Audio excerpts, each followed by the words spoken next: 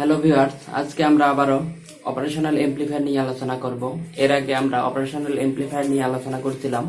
Operational amplifier কাকে বলে, operational amplifier কিভাবে তৈরি করা হয়, অপারেশনাল এমপ্লিফায়ার তৈরির উদ্দেশ্য কি এবং বেসিক যে অপারেশনাল এমপ্লিফায়ার ক্লাসিফিকেশন বা কিভাবে কাজ করে, আমরা এগুলো এর আগে আলোচনা করছিলাম। আমরা এর আগে পড়ছিলাম ইনভার্টিং অপারেশনাল এমপ্লিফায়ার কি, নন ইনভার্টিং কি, তারপর অপারেশনাল এমপ্লিফায়ার গেইন কিভাবে আমরা মেজার করব, এবং আমরা যদি অনেকগুলো একের অধিক অপারেশনাল এমপ্লিফায়ার থাকে, অর্থাৎ মাল্টি স্টেজ অপারেশনাল এমপ্লিফায়ার থাকে, সেক্ষেত্রে আমরা কিভাবে গেইন বের করব, এরকম অনেক কিছু নিয়ে আলোচনা করছিলাম। এই পর্যায়ে আমাদের ম্যাক্সিমাম ক্ষেত্রে অপারেশনাল এমপ্লিফায়ারের ম্যাথমেটিক্স টার্ম নিয়ে আলোচনা করব ইনশাআল্লাহ। তো আমার দ্বিতীয় অপারেশনাল এমপ্লিফায়ারের টিউটোরিয়াল হচ্ছে অপারেশনাল এমপ্লিফায়ার বিভিন্ন গাণিতিক সমস্যা নিয়ে আলোচনা। তো এর আগে আমাদের বেসিক আলোচনাগুলো শেষ হয়েছিল, তারপরেও কিছু আলোচনা আছে বাকি। তার মধ্যে একটা ভোল্টেজ সাবস্ট্রাকশন বাকি ছিল, আর একটা ছিল কম্পারেটর, আর একটা আমরা আলোচনা করব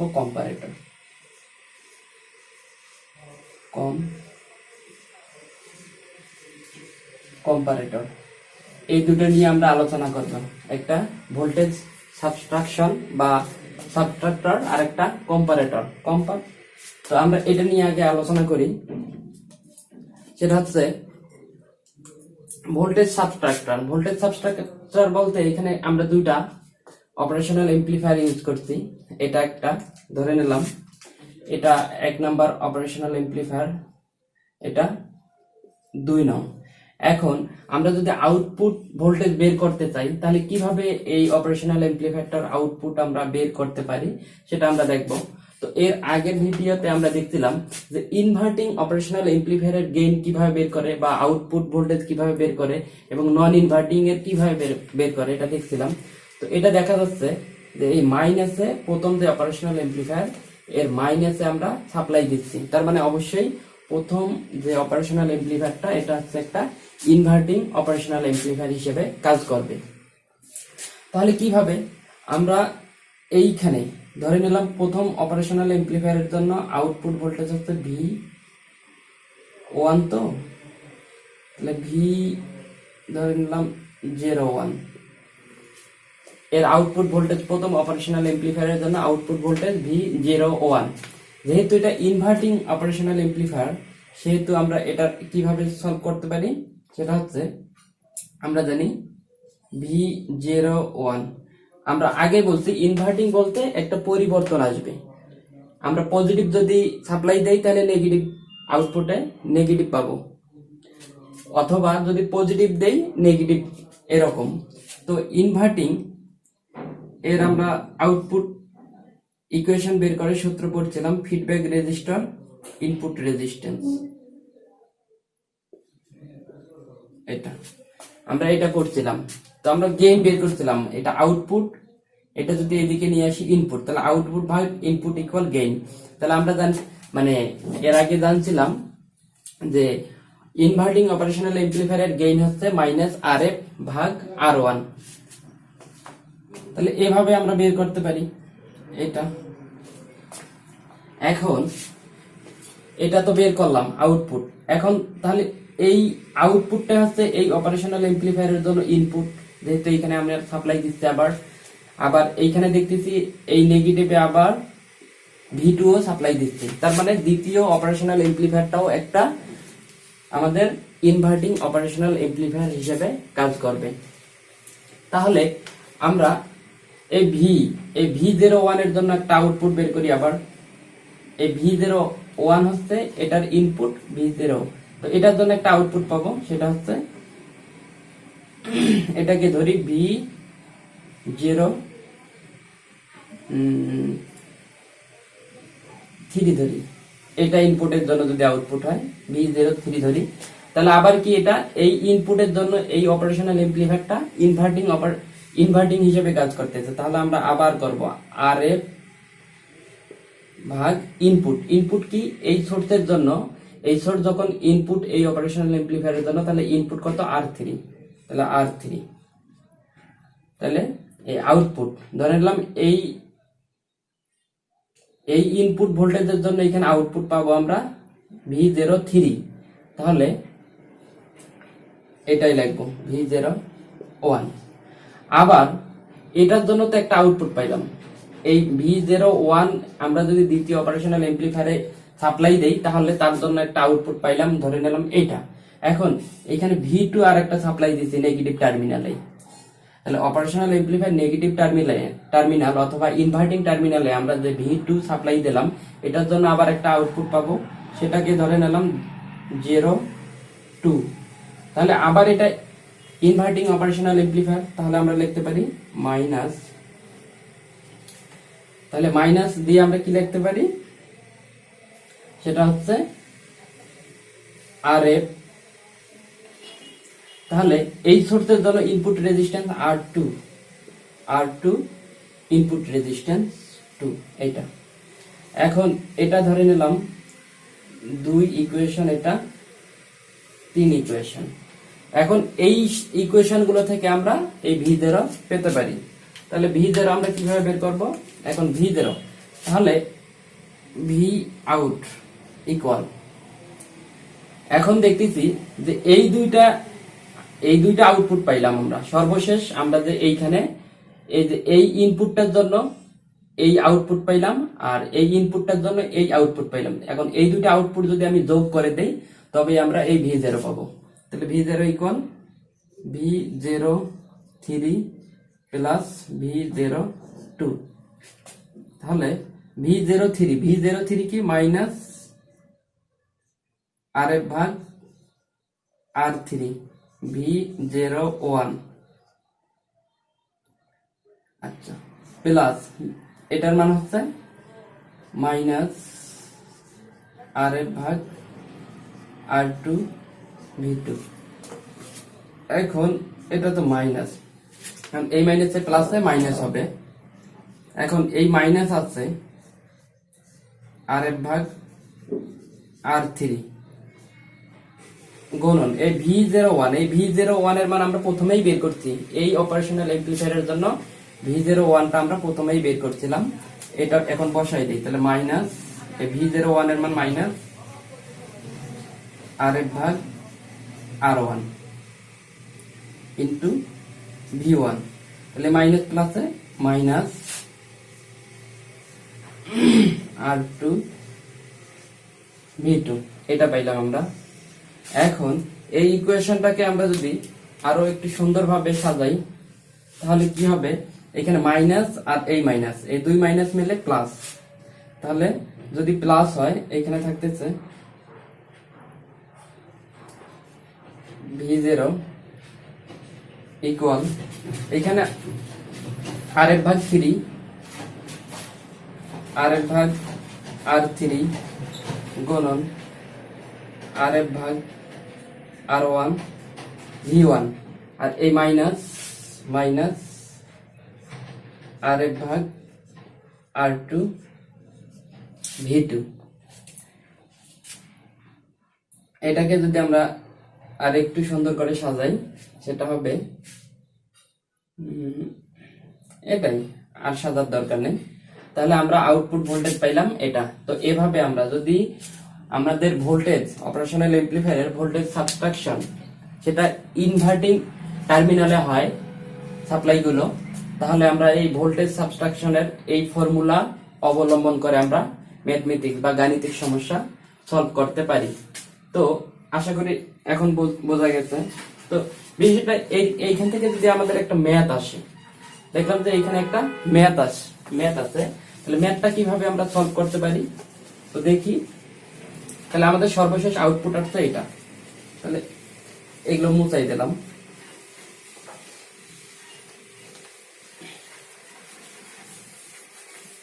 তাহলে আমরা ধরে নিলাম যে এটার ভোল্টেজ হচ্ছে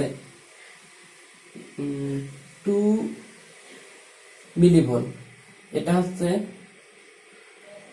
5K, এটা হচ্ছে 10K, তাহলে এটাও 10K, এটা ধরে নিলাম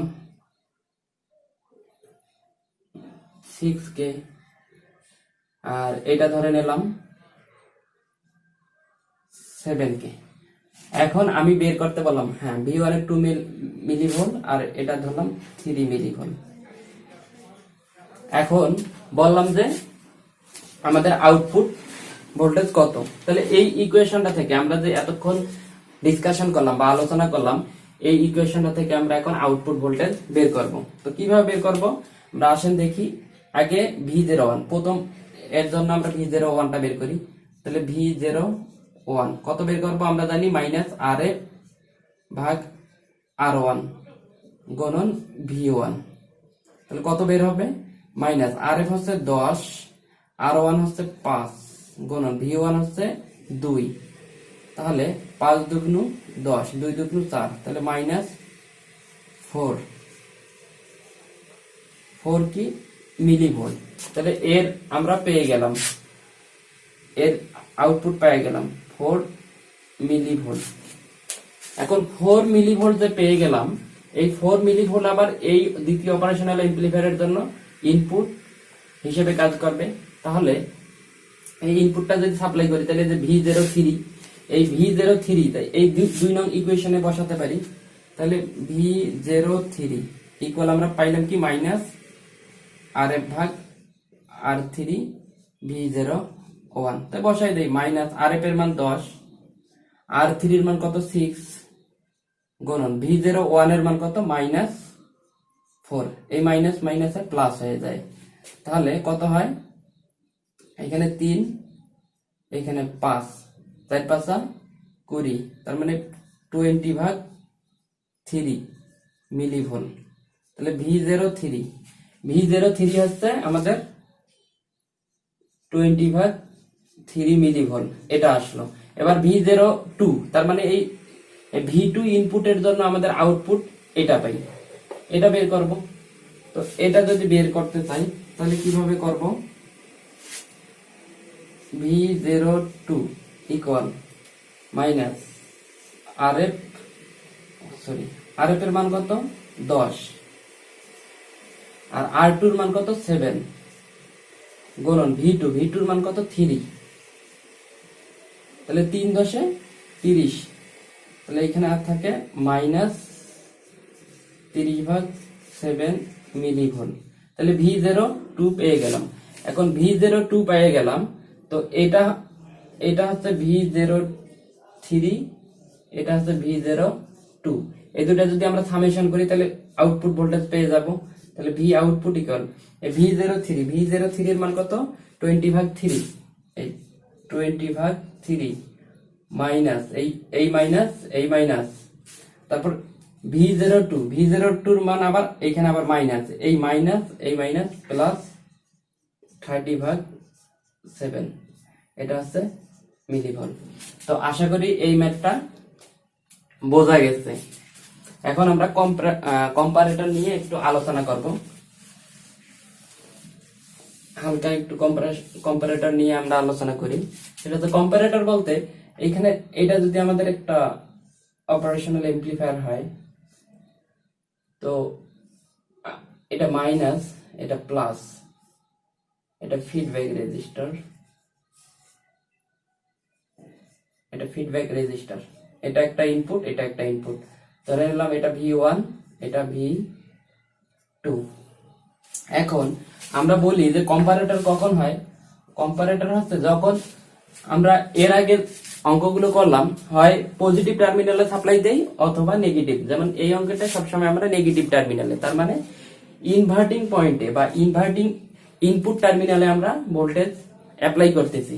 এখন কোন অপারেশনাল এমপ্লিফায়ার যদি আমরা দুইটা ইনপুটেই সাপ্লাই দেই, তার মানে ইনভার্টিং ইনপুট টার্মিনাল এবং নন ইনভার্টিং ইনপুট টার্মিনাল দুই জায়গায় যদি আমরা ভোল্টেজ সাপ্লাই দেই, তাহলে আমাদের এই অপারেশনাল এমপ্লিফায়ারটাকে আমরা বলে থাকি কম্পারেটর। কম্পারেটর বলতে আসলে আমরা বুঝতেই পারতেছি এটা একটা মানে কম্পেয়ার মূলক, যে ইনপুটের যে একটা পরিবর্তন, সেটা হচ্ছে আমাদের এখন এই ইনপুট যে সবসময় আমরা তো ইনপুটটাই চিন্তা করব। তো ইনপুট কি, যদি V1 বড় হয় তাহলে V1 মাইনাস V2, এটা থেকে বিয়োগ করলে যা হবে তাই। এখন এই কম্পারেটর অপারেশনাল এমপ্লিফায়ারের একটা উদ্দেশ্য হচ্ছে আমাদের যদি V1 বড় হয় V2 ছোট হয় তাহলে এটা কিন্তু এই কম্পারেটরটা ইনভার্টিং হিসেবে কাজ করবে। কখন?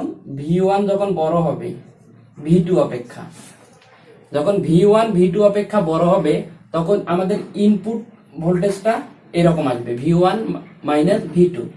এখন যদি এমন হয় যে আমাদের V2টা বড় আর V1টা ছোট, সেক্ষেত্রে কি হবে?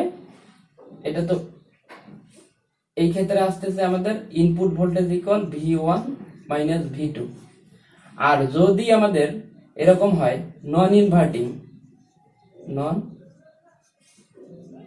ইনভার্টিং, সেক্ষেত্রে হবে কি V2 গ্রেটার দেন V1, সেক্ষেত্রে ইনপুট ভোল্টেজ আমাদের হচ্ছে V2 মাইনাস V1, তাহলে আমাদের ইনপুট ভোল্টেজ এরকম হবে। তো আমরা সব সময় অপারেশনাল এমপ্লিফায়ারের ইনপুট ভোল্টেজটা যদি আমরা মেজার করতে পারি তাহলে আউটপুট ভোল্টেজ বের করা অনেক ইজিয়ার হয়ে যাবে। এজন্য আমরা দেখব যে যদি দুইটা টার্মিনালেই সাপ্লাই একসঙ্গে সাপ্লাই দেওয়া হয় তাহলে সেটাকে বলা হয় কম্পারেটর, এবং এই কম্পারেটর হওয়ার পরেও আমরা কিভাবে বুঝবো এটা ইনভার্টিং না নন ইনভার্টিং, কারণ আমাদের আগে ক্লাসিফাই করতে হবে নন ইনভার্টিং এর ক্যালকুলেশন একভাবে, ইনভার্টিং এর ক্যালকুলেশন আরেকভাবে। এজন্য আমরা দেখব যদি V1 বড় হয় তার মানে ইনভার্টিং এর মান বেশি হচ্ছে, নন ইনভার্টিং এর মান কম হচ্ছে, সেক্ষেত্রে একটা ইনভার্টিং অপারেশনাল এমপ্লিফায়ার হিসেবে কাজ করবে। আর যদি এমন হয় যে V2 এর মান বেশি V1 এর মান কম, তার মানে কি পজিটিভ টার্মিনাল অর্থাৎ নন ইনভার্টিং টার্মিনালের ভোল্টেজ বেশি এবং ইনভার্টিং টার্মিনালের ভোল্টেজ কম, সেক্ষেত্রে এটা নন ইনভার্টিং হিসেবে কাজ করবে। সেক্ষেত্রে আমরা তখন যদি আমরা ইনপুট রেজিস্ট্যান্স জানি সেক্ষেত্রে আমরা V0 বের করতে পারবো। যদি এটা ইনভার্টিং হয় তাহলে মাইনাস RF ভাগ R1 V ইনপুট এভাবে বের করতে পারবো। আর যদি নন ইনভার্টিং হয় তাহলে 1 প্লাস RF R1 VI এভাবে, এটা হচ্ছে এটার ক্ষেত্রে যদি এরকম হয়, আর এই ফর্মুলাটা হচ্ছে এটার ক্ষেত্রে যদি এরকম হয়। তাহলে আশা করি কম্পারেটর সম্পর্কে আমরা তথ্যবহুল আলোচনা পেয়েছি। তো এখন আমরা অন্য কিছু ম্যাথ নিয়ে আলোচনা করব। তো আমরা এখন একটা ম্যাথ দেখব, সেটা হচ্ছে বলছে যে এই ম্যাথটা থেকে আমাদের বলছে V0 এবং I0 মানে আউটপুট ভোল্টেজ এবং আউটপুট কারেন্ট আমাদের বের করতে বলছে। তো এই ম্যাথটা আমরা সাধারণত দুইভাবেই করতে পারি, দুইভাবে এটাকে আমরা মেজার করতে পারি। তো আমরা স্বাভাবিকভাবে যে ইনভার্টিং এবং নন ইনভার্টিং এর যে ফর্মুলা জানি এর সাপেক্ষে যদি আমরা এই ম্যাথটা করি তাহলে আমাদের অনেক খুব কাছাকাছি একটা মান পাবো, কিন্তু যদি অন্যভাবে একটা করি তাহলে অন্য একটা মান পাবো, কিন্তু দুই মানটাই হচ্ছে রাইট, দুটাই ঠিক হবে। তো দেখি এবার ম্যাথটা করি। এখন এইখানে দেওয়া আছে এই মানটা, এটা একটা এটা একটা অপারেশনাল এমপ্লিফায়ার। তো আমরা অপারেশনাল এমপ্লিফায়ারটা দেখতেছি যে পজিটিভ প্রান্তে আমরা সাপ্লাই দিছি, এই প্রান্তে কোনো সাপ্লাই নেই, শুধু ফিডব্যাক দেওয়া হয়েছে নেগেটিভ টার্মিনাল থেকে, আর পজিটিভ টার্মিনালে আমরা এইখানে সাপ্লাই দিছি। এখন আমরা সব সময় এর আগে কম্পারেটরটা দেখলাম, সবসময় আমরা ইনপুটে একটা ভোল্টেজ বের করতে চেষ্টা করি। আমরা যদি ইনপুটের ভোল্টেজ বের করতে পারি তাহলে আমরা যে কোনো প্রসেসে ইনভার্টিং নন ইনভার্টিং অথবা ভোল্টেজ ডিভাইডার রুল ইউজ করে আমরা এই ম্যাথ করতে পারি।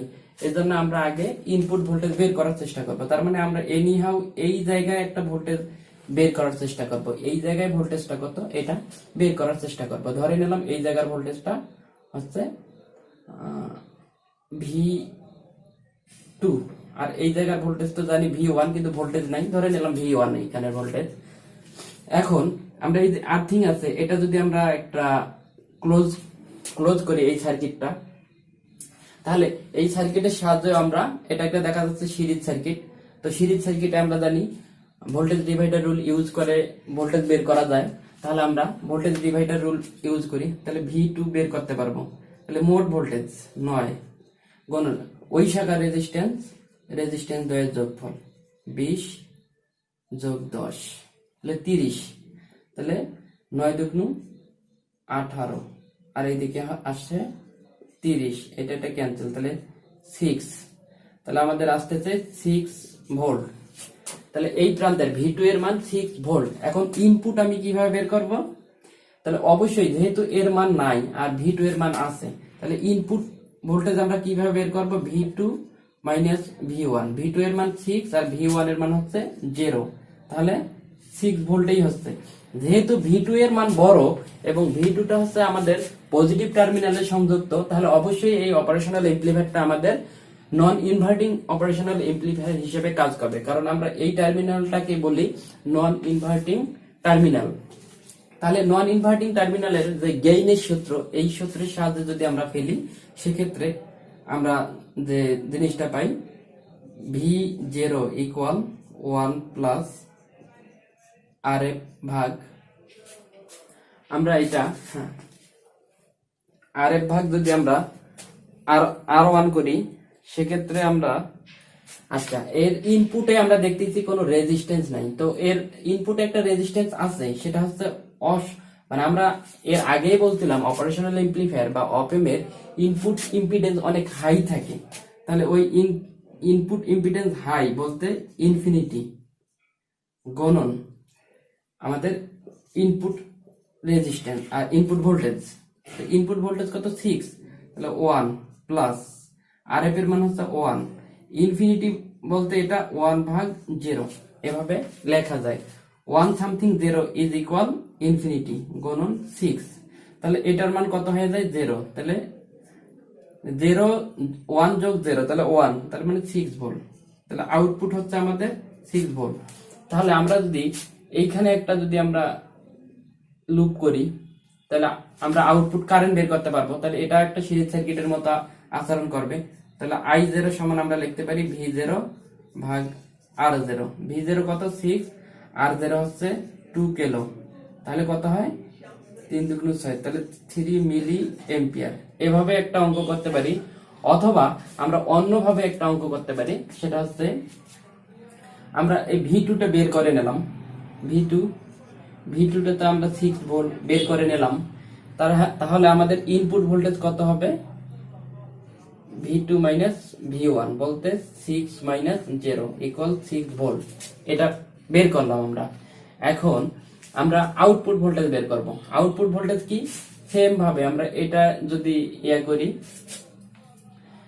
আমরা এই জায়গার ভোল্টেজ যদি বের করি, তাহলে আমরা বের করতে পারবো V0 equal voltage divider rule use করি, মোট ভোল্টেজ কত, ইনপুট ভোল্টেজ মোট ভোল্টেজ কত 6 গুণন ওই শাখার রেজিস্ট্যান্স, তাহলে ওই শাখার রেজিস্ট্যান্স 2, রেজিস্ট্যান্স 2 এর যোগফল 1 যোগ 2, তাহলে এখানে উপরে 12, এখানে 3, তাহলে থাকে আমাদের 3 4 12, তাহলে 4 ভোল্ট।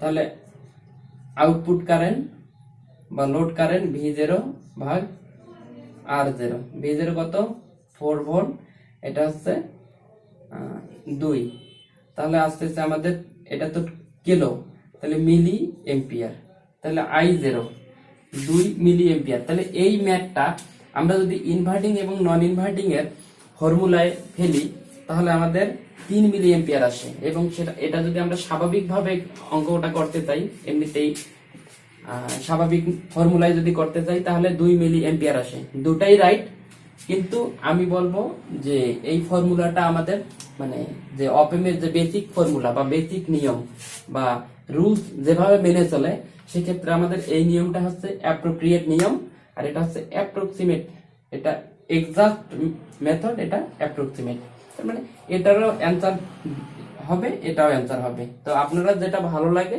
সেভাবে অঙ্কটা সলভ করতে পারেন। আশা করি আপনারা বুঝতে পেরেছেন। এখন আমরা পরবর্তী তো আমাদের অপর একটা ম্যাথে বলতেছে যে ক্যালকুলেট V0, এই ম্যাথটা থেকে আমাদের যে দুইটা কারেন্ট সোর্স দেওয়া আছে এবং দুইটা কারেন্ট সোর্সই অ্যাপ্লাই করছে আমরা নেগেটিভ টার্মিনালে, তার মানে এটা অবশ্যই ইনভার্টিং অপারেশনাল এমপ্লিফায়ার। তো এই ইনভার্টিং অপারেশনাল এমপ্লিফায়ারে দুইটা কারেন্ট সোর্স অ্যাপ্লাই করা আছে এবং বলতে V0 বের করতে। এখন V0 আমরা কিভাবে বের করব? ধরে নিলাম এটা এই সোর্সের জন্য এটা I1, এই সোর্সের জন্য যে কারেন্টটা সোর্স দেওয়া আছে এটা I2। এখন এই দুই কারেন্টেই আমাদের ফিডব্যাক দিয়ে প্রবেশ করবে, তাহলে এটা ধরে নিলাম থ্রি বা আই এফ যেটাই বলি, এই কারেন্টটাই আসলে আমরা ফিডব্যাক দিয়ে আমরা আউটপুটে পেতে পারি। তাহলে এই কারেন্টটা ফিডব্যাক দেয়, তাহলে এই দুটা সোর্সেই আমাদের নেগেটিভ টার্মিনাল অর্থাৎ ইনভার্টিং ইনপুট টার্মিনালে অ্যাপ্লাই করা আছে। সেক্ষেত্রে আমরা যদি এই পয়েন্টে কেসিএল ফেলি, তাহলে দেখতেছি I1 আসতেছে এবং I2 আসতেছে এবং I3 যাচ্ছে। তাহলে I3 সমান আমরা লিখতে পারি I1 যোগ I2। তাহলে I1 হচ্ছে 0.3 cos ওমেগা টি বাদ যোগ এর অ্যাঙ্গেল, তাহলে যেহেতু cos ওমেগা টি এর অ্যাঙ্গেল নাই, তাহলে অ্যাঙ্গেল 0 নিলাম, 0.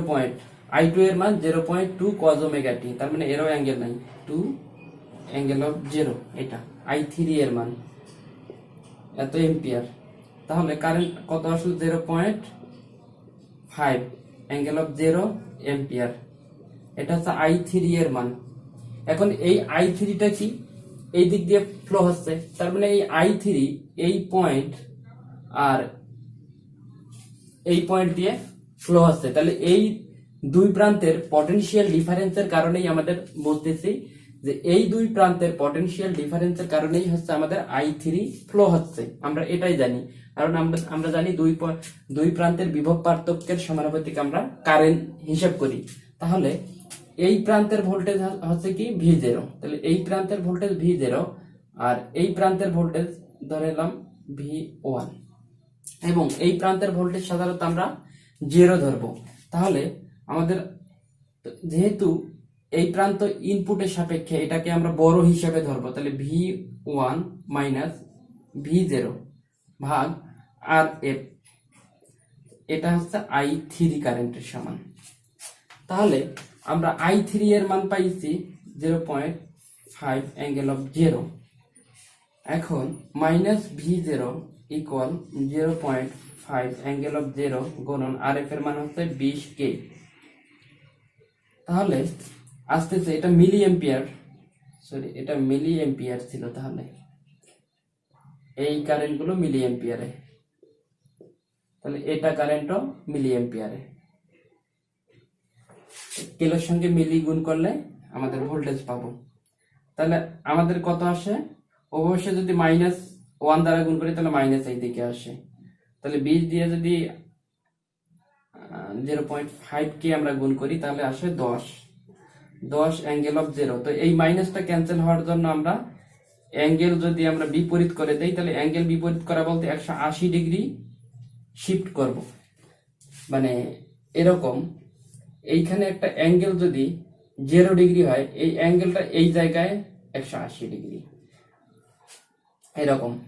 তাহলে এই 180 ডিগ্রি যদি আমি অ্যাঙ্গেল যোগ করে দেই, তাহলে এই মাইনাসটা ক্যান্সেল করা সম্ভব। তাহলে V0, এটা V0 এর মান। এখন এর যদি সমীকরণ, যেহেতু এই সোর্স গুলো সমীকরণ আকারে ছিল, তাহলে আমরা যদি V0 এর সমীকরণ আকারে প্রকাশ করি তাহলে হবে 10 cos omega t plus 180 degree. এটা কি ভোল্ট, এটা হচ্ছে আমাদের আউটপুট ভোল্টেজের সমীকরণ। বিশ্লেষণ করি, এই ম্যাথটা হচ্ছে ডিফারেনশিয়াল এমপ্লিফায়ার। তো ডিফারেনশিয়াল এমপ্লিফায়ারের যে আউটপুট আমরা কিভাবে বের করব, তাহলে এই ম্যাথটার যদি আমরা আউটপুট বের করতে চাই তাহলে আমরা এটা করব। আমি সব সময় বলছি যে এই প্রান্তের ভোল্টেজ এবং এই প্রান্তের ভোল্টেজ আমাদের দরকার। এই দুইটা ভোল্টেজের সামেশন করলেই আমরা সাধারণত আউটপুট ভোল্টেজ সহজে পেতে পারি। তো এগুলোর মান তো আমরা ডিরেক্টলি জানি না যে কোনটা বড়, এই পয়েন্টের ভোল্টেজ বড় হবে না এই প্রান্তের ভোল্টেজ বড় হবে, আমরা জানি না। এজন্য আমরা যদি একটা এক্সাক্ট ইকুয়েশনে দাঁড় করাতে পারি তাহলে আমরা একটা সলিউশন পেতে পারি। তাহলে আমরা কি করব, আমরা ধরে নিলাম এই জায়গার যে ভোল্টেজটা এটা V02 টা কিভাবে বের করব, V02 হচ্ছে এই প্রান্তের ভোল্টেজ বের করব। তাহলে এটা কি একটা সিরিজ সার্কিটের মতো আচরণ করবে। তাহলে ভোল্টেজ ডিভাইডার রুল যদি ইউজ করি, তাহলে মোট ভোল্টেজ গুণন ওই শাখার রেজিস্ট্যান্স, মানে RG, রেজিস্ট্যান্স দ্বয়ের যোগফল RG যোগ R2। তাহলে এই প্রান্তের ভোল্টেজ বের করতে পারলাম। তাহলে এই পয়েন্টের সাপেক্ষে যদি আমি আউটপুট ভোল্টেজ বের করি তাহলে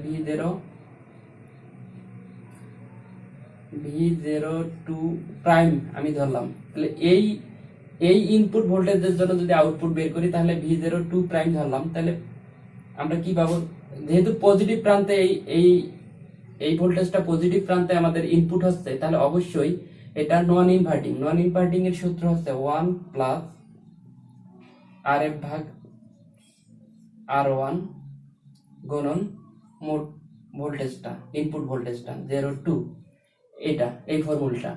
আর আমাদের যদি এটা আসে, এই V1 এর জন্য আউটপুট কি পাবো, V1 এর জন্য 01 ধরে নিলাম, আউটপুট হচ্ছে 01, তাহলে কি এটা যেহেতু এই সোর্সটা কি নেগেটিভ টার্মিনালে সাপ্লাই দেওয়া হচ্ছে, তার মানে ইনভার্টিং টার্মিনালে সাপ্লাই দেওয়া হলে তার সূত্র হচ্ছে মাইনাস RF ভাগ R1 ইনপুট ভোল্টেজ। এখন এই দুইটা ভোল্টেজ, এই আউটপুট ভোল্টেজটা পাইছি এই ইনপুট ভোল্টেজের জন্য, আর এই আউটপুট ভোল্টেজটা পাইছি এই ইনপুট ভোল্টেজের জন্য। এই দুইটা যদি আমরা সামেশন করি তাহলে আমরা আউটপুট ভোল্টেজ পেতে পারি। তাহলে V02 প্লাস V01, V02 কি 1 প্লাস RF ভাগ R1 গুণন V02, আর এই প্লাসে মাইনাসে মাইনাস RF ভাগ R1 V1। এখন 1 প্লাস RF ভাগ R1 V02 এর মান কি এটা, তাহলে V02 এর মান হচ্ছে RG ভাগ R2 input voltage minus RF R1 V1।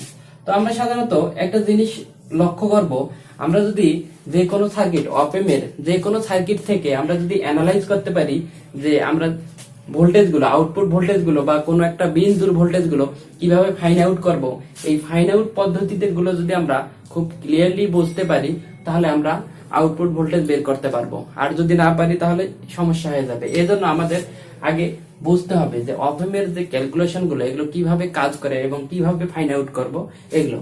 তো আমরা দেখতেছি যে এইখানে একটা V2 ভোল্টেজ ছিল, তো সাধারণত আমি ইনপুটে নিয়ে গেলাম, অপেমের এই জায়গায় নিয়ে গেলাম এই ভোল্টেজটা। তো এটা যদি বের করি তাহলে ভোল্টেজ ডিভাইডার রুল অনুযায়ী এটা বের করছি কি মোট ভোল্টেজ ওই শাখার রেজিস্ট্যান্স দ্বয়ের যোগফল। তাহলে এই পয়েন্টের ভোল্টেজ পেয়ে গেলাম। এখন এর সরাসরি আমি আউটপুট, এর সাহায্যে সরাসরি এর আউটপুট ভোল্টেজ বের করতে পারবো, সেটাই V1 এর সাপেক্ষে সরাসরি আউটপুট ভোল্টেজ এটা, যেহেতু এটা ইনভার্টিং পয়েন্টে সরাসরি সাপ্লাই হয়েছে, আর এই V2 তে সরাসরি নন ইনভার্টিং ইনপুটে মানে সাপ্লাই হয়নি, অনেক কিছু ক্যালকুলেশন বাকি মানে করার পর আমরা দেখতে পাইতেছি V2 এর সাপেক্ষে নন ইনভার্টিং ইনপুটে সাপ্লাই আসতে। এই জন্য আমরা এই V2 এর সাপেক্ষে আমরা এই ভোল্টেজটা এই পয়েন্টে পাই। তাহলে এই পয়েন্টে যে ভোল্টেজটা পাবো এটাই হচ্ছে এই অপেমের পজিটিভ টার্মিনাল, অর্থাৎ নন ইনভার্টিং টার্মিনালে সাপ্লাই। এখন এর সাপেক্ষে যে আউটপুট ভোল্টেজ পাবো সেটা হচ্ছে এইটা, আর পজিটিভ টার্মিনাল যেহেতু এটা সাপ্লাই হবে তাহলে নন ইনভার্টিং এর সূত্র হচ্ছে এটার সাপেক্ষে। এখন এই আউটপুট, এই যে এই ইনপুটের জন্য এটা আউটপুট, এই ইনপুটের জন্য এই আউটপুট, এই দুইটা আউটপুট যদি আমি সামেশন করি মানে যোগ করি তাহলে আমরা এই আউটপুট ভোল্টেজ পেতে পারি। তাহলে এটা, তাহলে V02 এর মান হচ্ছে এটা বসাই দিলাম, এটার মান হচ্ছে এটা বসাই দিলাম। এখন এই V02 আমরা কি জানি, এই V02 এর মান তো জানি না, আমরা V2 এর মান জানি। এখন V02 কে V2 এর মাধ্যমে কিভাবে প্রকাশ করব, এই সমীকরণের সাহায্যে। তাহলে V02 এর মান এই যে এইটা, এই জায়গায় এই মানটা বসাই দিলাম, এই যে, তাহলে আমরা উক্ত এই ইকুয়েশনটা পেয়ে গেলাম। আশা করি এভাবে আমরা যদি একটা ডিফারেন্সিয়াল অপারেশনাল এমপ্লিফায়ার আসে তাহলে এভাবে আমরা ক্যালকুলেশন করে আউটপুট ভোল্টেজ পেতে পারি। তো এর আগে আমাদের প্রথম অপেমের ভিডিওটা ছিল, এটা অপেমের বেসিক যে তত্ত্ববহুল আলোচনা নিয়ে ছিল। তো আপনারা যদি আমার প্রথম অপেমের ভিডিওটা না দেখে থাকেন তাহলে পরবর্তী আজকের যে টিউটোরিয়াল এই ম্যাথগুলো আপনাদের বোঝা অনেক কষ্ট হয়ে যাবে।